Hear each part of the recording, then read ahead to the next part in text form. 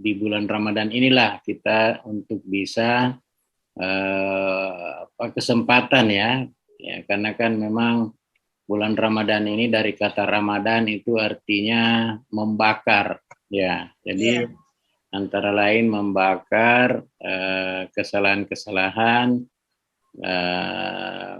dosa-dosa yang pernah dilakukan, baik itu kepada Tuhan, kepada Allah secara spiritual, dan juga kepada sesama manusia. Penting untuk saling memaafkan karena manusia ini tempatnya salah dan dosa. Dan sebaik-baik manusia adalah ketika dia berbuat salah, itu dia melakukan permohonan maaf, ya. Ya, jangankan kita manusia, kalau dalam bahasa agama disebut dengan bertaubat, ya, beristighfar. Ya, jangankan kita manusia biasa, Nabi Adam saja bersalah, ya, ketika dilarang makan buah kuldi di surga, ya, kemudian dia melanggar bersama dengan Nabi Hawa. Ya, karena itu Nabi saja bersalah, ya, apalagi kita. Iya, betul, Ustaz. Ya. Dan tidak sadar kita ya sedikit menyenggol perasaan padahal tidak ada niat, tapi yang bersangkutan mungkin menganggap kita melakukan salah. Jadi mungkin kesempatan ini ya Ustaz Ishak. Ya, betul. Di awal Ramadan itu selalu orang saling kesempatan untuk mengucapkan marhaban, selamat datang Ramadan, kemudian saling memaafkan, ya, karena marhaban itu juga dari bahasa Arab, ya, dari ya, ini ada Dr. Nurjan Abna, ahli bahasa Arab, dan Ustadz Habib Sulaiman, ya, marhaban itu dari kata irhab, ya. Irhab artinya antara lain lapang. Jadi ketika kita mengucapkan marhaban ya Ramadan, selamat datang bulan Ramadan, ya, kita berharap bahwa di bulan Ramadan itulah berlapang-lapang, ya, berlapang dada, ya, terhadap karena ketika kita berpuasa mungkin saja ada orang yang berbicara atau melakukan sesuatu sehingga kita bisa tersinggung dan seterusnya. Tapi dengan bulan Ramadan itu kita berlapang dada, gitu ya. Selain itu bisa juga berarti bahwa kita dalam bulan Ramadan itu berlapang-lapang terhadap rezeki, ya, untuk saling berbagi kepada sesama kita, ya, sehingga dalam melakukan ibadah puasa di bulan Ramadan kesempatan untuk berbagi kepada sesama, ya, sehingga bisa berlapang-lapang. Ramadan ini kesempatan, ya, kalau ulama yang pernah mengajar saya, ya, di pesantren dulu, Pak almarhum Pak Kiai, beliau katakan bahwa di bulan Ramadan itulah kesempatan kita berharap agar bisa meraih lagi Ramadan yang akan datang, ya, karena itu salah satu cara supaya kita panjang umur, ya. Karena di bulan Ramadan itulah kesempatan berdoa dan doa langsung diterima, terutama pada malam Lailatul Qadar. Ya, jadi cuman karena malam Lailatul Qadar itu tidak tahu kapan, karena itu sebaiknya mulai dari hari pertama sampai hari terakhir atau malam pertama sampai malam terakhir, itu setiap malam harus kita berdoa supaya bisa dapat Ramadan lagi tahun depan. Karena dalam setiap bulan Ramadan itu pasti turun Lailatul Qadar itu, ya. Sehingga doa yang dipanjatkan pada malam itu pasti insya Allah akan mengapa ketika masuk bulan Ramadan sepertinya intensitas ibadah itu digenjot, ya. Maksudnya pas tadi khairat, ya. Berlomba-lomba melakukan kebaikan itu luar biasa di-push, gitu, ya. Sementara misalnya ada 11 bulan yang lain seakan-akan Iya. yang wajib-wajib saja dikerjakan. Ya, Iya, sementara kalau di betul bulan Ustaz ya. Ramadan itu yang wajib, yang sunat, yang pokoknya tumpah ruah lah istilahnya Iya. umat ini untuk melakukan berbagai kegiatan di bulan Ramadan gitu. Ya, jadi karena itu sebenarnya dari segi aktivitas seharusnya di bulan Ramadan itu tetap kita berikhtiar lebih harusnya juga, ya. Ya kan ada biasa para mubalik kita menyampaikan kalau Ramadan tidur pun itu berpahala begitu ya.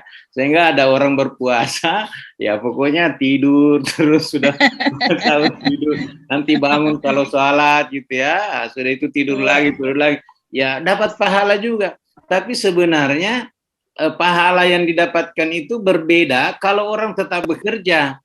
Kenapa kalau orang tetap bekerja pahalanya lebih besar? Karena dia punya tantangan dalam berpuasa itu lebih tinggi, kan?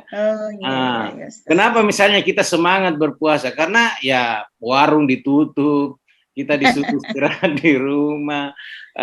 Sebenarnya tidak ada tantangannya. Tapi kalau misalnya warung dibuka, banyak godaan-godaan, nah itu sebenarnya tantangannya lebih berat sehingga badannya lebih. Karena itu kalau Ustaz Hamid Sulaiman ini saya tahu persis, beliau ini rajin sekali puasa Senin Kamis. Nah, itu sebenarnya pahalanya beliau itu karena orang pada di sekitarnya pada makan, pada minum, tapi dia tetap berpuasa karena justru itu sebenarnya lebih tinggi tantangannya begitu ya.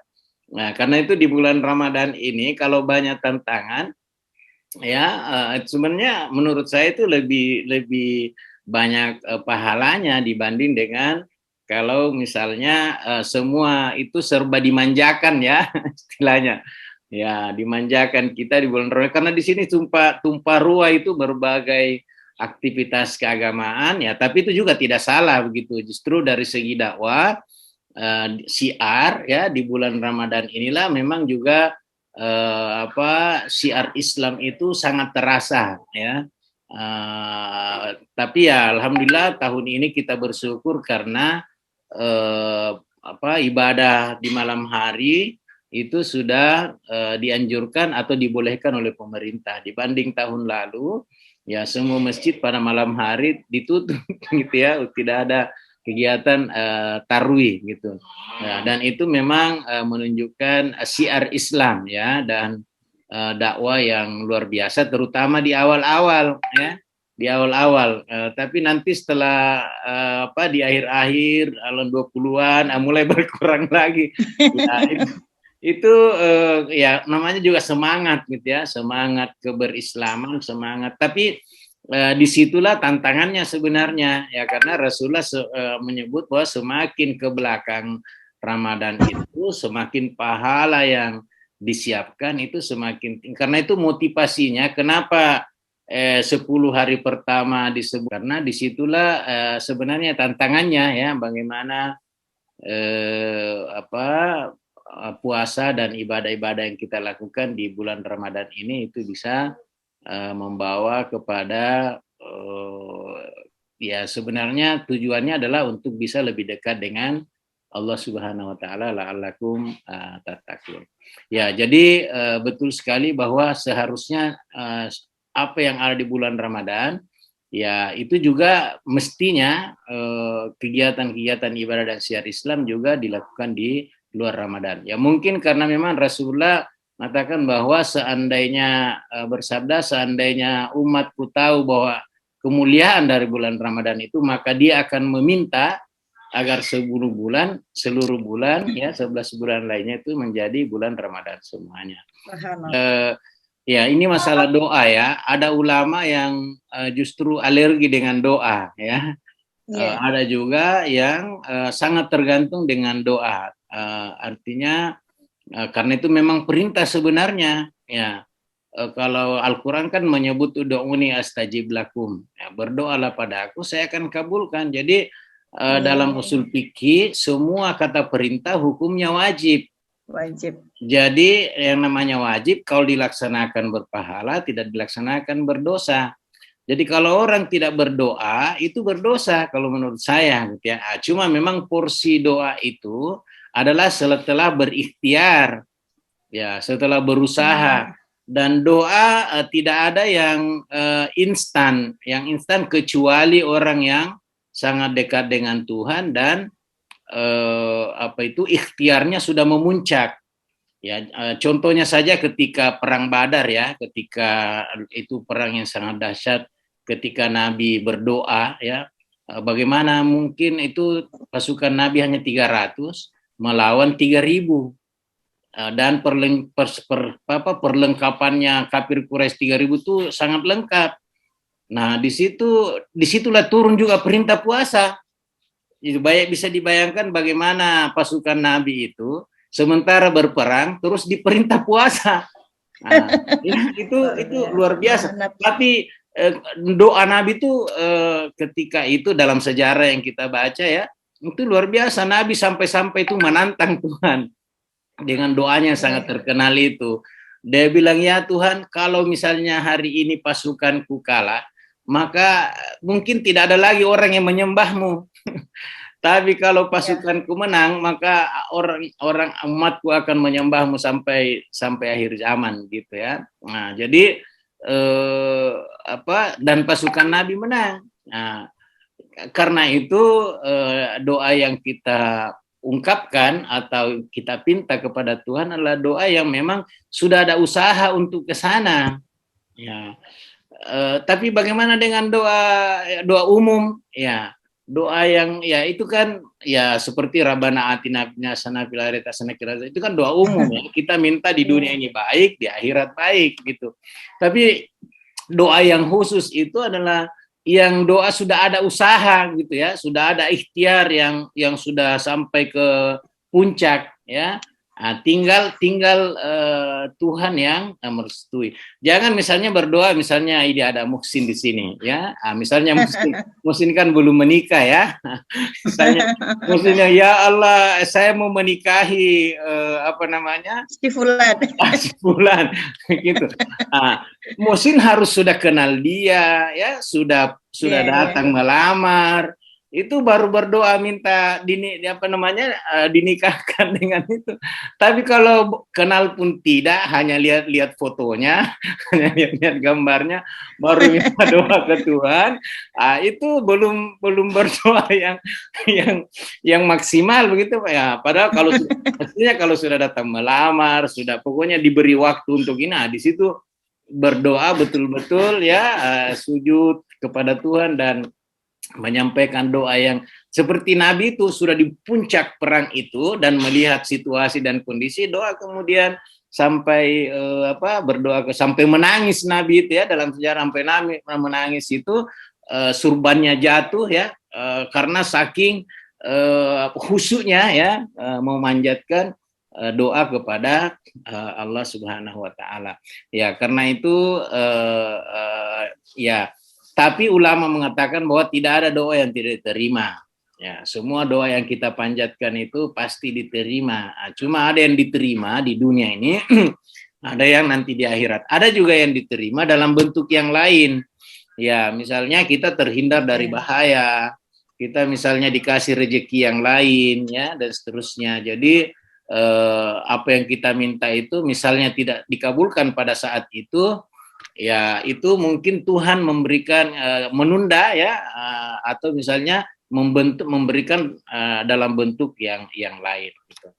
Ya, kalau kita ini sambil memasak terus ngiler kan. Kalau ibu-ibu kan tidak. Dia tetap memasak, tetap seperti biasa begitu. Penciumannya dari dari bumbu-bumbu itu tidak mempengaruhi godaan ya Ustaz. Tidak. Nah, itu maksud saya tantangannya dalam berpuasa itu lebih tinggi ya. Dan kalau dia lebih tinggi pasti nilai pahalanya, apalagi kalau subuh-subuh bangun dini hari. Ya, kita ini bapak-bapak ya masih tidur ngorok, begitu bangun langsung makan saja. Bagaimana ya, ibu jam 2, jam 3 sudah bangun